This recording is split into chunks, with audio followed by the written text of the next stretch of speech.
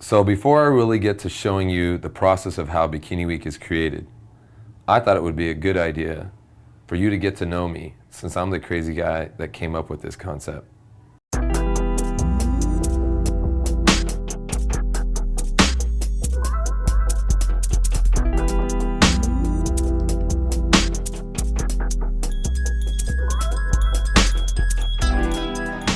First off, I'm just a regular guy.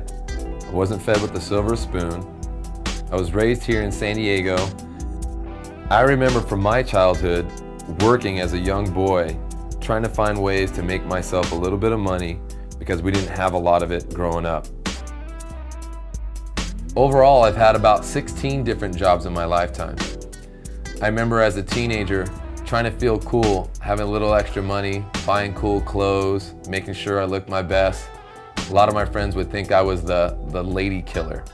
You know, I have a girlfriend. I don't think too many people know that I have a girlfriend, and this would obviously challenge any relationship. I'm surrounded by professionals that model, professionals that do hair and makeup, and they're all beautiful.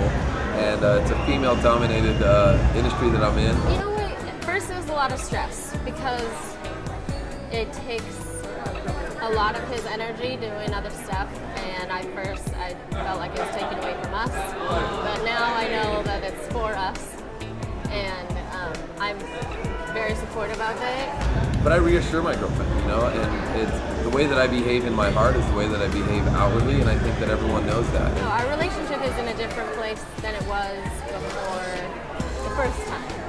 Like, the first Bikini Week was really tough. This Bikini Week is much better.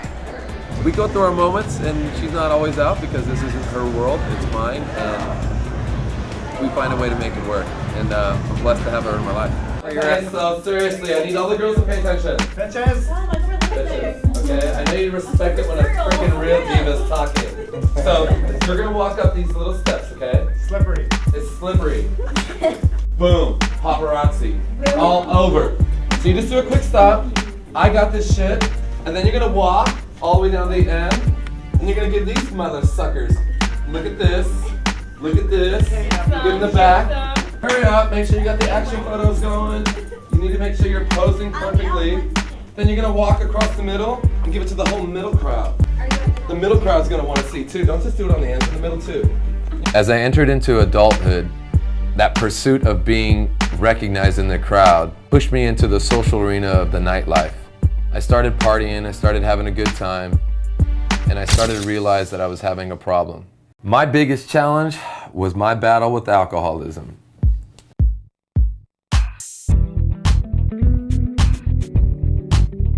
I started drinking when I was 14 years old, and I continued drinking until I got my cuffs put on me for the last time, thrown in jail for my third DUI when I was 36.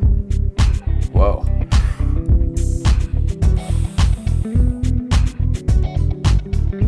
It feels good to get it out, you know, and to say these things, and you know, and I got through it, and to think that I was an alcoholic was just kind of crazy. I didn't understand the concept of being an alcoholic.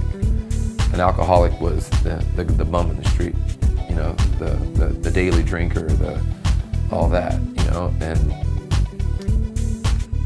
getting popped for my third DUI and being in jail was like my ultimate desperate point of my life where I had no control, you know.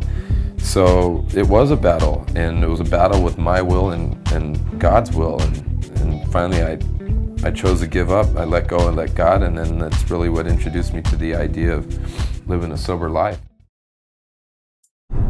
Hi, Uncle Mike. Hi, Mom.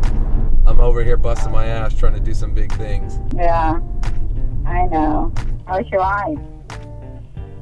It's still blind. You need to get your eyes checked and get it done. I was watching your video of you talking. Oh, what'd you think about it? Oh, it's like I couldn't believe it when I saw it. I thought, oh my God, that's my son. Well, that's just a little taste of the craziness that I live in, Mom. Dude, this is a ride of emotions, you know what I mean? Like, get excited when you say this. Talk about your alcoholism. Yeah. Like, wow.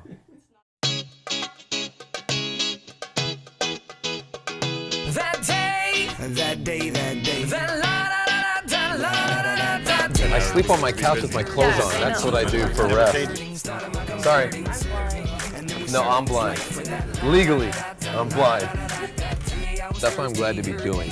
You know, sometimes I know exactly what I'm doing, and sometimes I just wait for my call.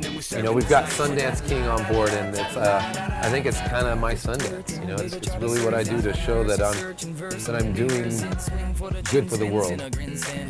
Sometimes it's not necessarily specifically what you have to know what you're doing. It's just like overall, you know, you're doing good, and that's what feels the best. You know, I don't even try to get too far ahead of myself anymore. You know, like planning what I'm going to be doing next year. I just hope to be doing the same thing as far as doing good.